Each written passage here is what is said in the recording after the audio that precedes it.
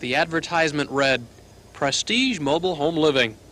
Large lots, close to all facilities, a beautiful view of the Pinal Mountains, stringent restrictions, and a proposed recreational building and pool. It was to be Globe's newest and finest subdivision. But that was many years ago. This was going to be our last home. We were going to stay right here and develop this nice little property, pretty, and have a nice place for our friends and our relatives to come and visit us. And? We don't have any visitors. It's no good for our children out here. It's no good for my grandchildren to visit me even. It's always there. It's going to always be there.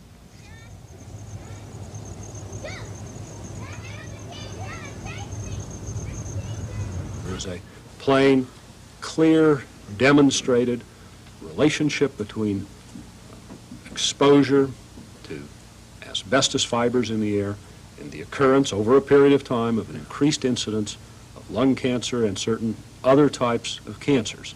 That danger became very real to the residents of the Mountain View Mobile Home Park in 1979. That's when asbestos was discovered in the Globe subdivision. The park had apparently been built around an old asbestos mill, and asbestos was everywhere. The governor declared a state of emergency. Health officials called it a very dangerous situation. Finally, the state tore down the old mill and covered the ground with tons of fresh dirt to remove or at least reduce the danger. Less than 2 years later, the children play in the Mountain View Mobile Home Park, and the state is confident the youngsters are facing no serious health hazard. But not everyone agrees. When the rains come and washes away the dirt, you're going to have pure asbestos underneath.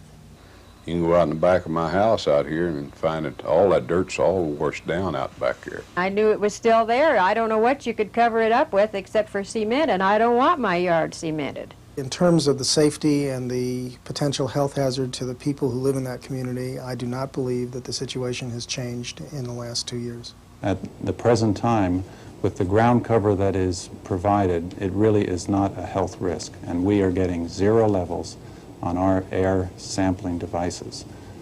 True, if somebody decides to go and dig a hole of major proportions, they're going to come in contact with asbestos. The state may have sampled the air, but it hasn't received any test results since June of 1980, more than 1 year ago.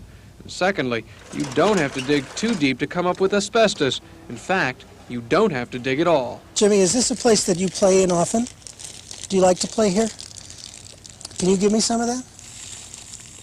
That's good. You want to give me a little more? Just put it right in my hand. At our request, Dr. Michael Gray came up to the mobile home park to take some random soil samples. This is one section where you can see the asbestos pretty clearly right along in this area. He's an occupational physician who's had a lot of experience dealing with asbestos. And this whole anthill is nothing but a nice little pile of asbestos fibers. While we were taking samples, 5-year-old Jimmy had been playing in the dirt, so we decided to have his genes tested along with all the other samples by the state's own lab. Both this and the previous slide were taken from the blue genes. They are both very positive for the chrysotile variety of asbestos. In fact, every one of the 6 samples we had tested was positive. They all contained asbestos. The amount ranged from less than 1% to as much as 50 to 60%. I believe that there is an unnecessary risk there when you take a child and you expose them to soil which is contaminated with asbestos. That should not be happening. But Jimmy and his sister are still playing in asbestos. When the family moved in about 8 months ago, they claim the landlord, Jack Neal, didn't tell them about the asbestos problem. 3 lots. That's the corner lot. You could have that one if you want. Producer Marcia Bartell looked into buying a mobile home lot there. The salesman once again was Jack Neal. And once again, Neal never mentioned the asbestos problem. I think that it's a travesty and a tragedy that people can still go to a real estate office in Globe and be taken to see a trailer or a house in that trailer park and offered it for rent and never be told that the soil contains asbestos and that it is a real and potential health hazard.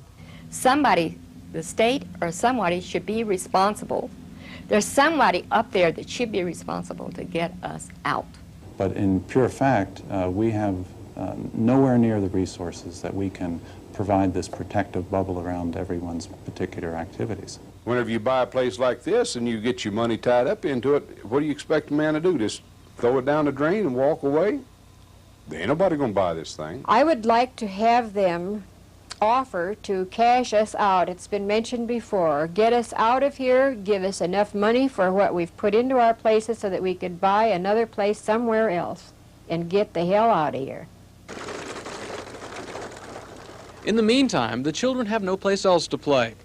There is a possibility they might never get cancer from asbestos. But there is a chance they might, and that would be a disgrace.